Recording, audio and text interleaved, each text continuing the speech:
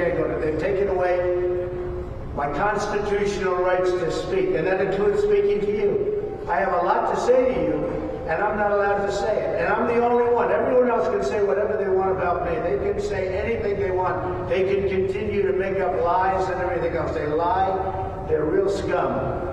But you know what? I'm not allowed to speak.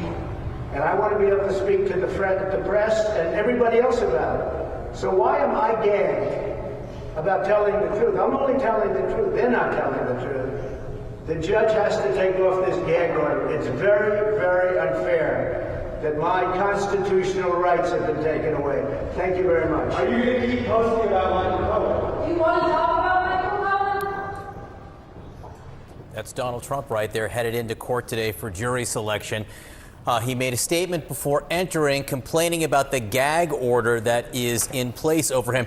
Not very gagged right there, I will say. He very much spoke his mind, and he, I think, was misleading people about what this gag order is. It's about some very specific things, correct? Yeah, he says I should be allowed to speak. He is allowed to speak. There are 3 categories of speech that forbid Trump to speak about. Speaking publicly or directly about known or reasonably foreseeable witnesses in the case, that he's not allowed to speak about, specifically concerning their potential participation in the case.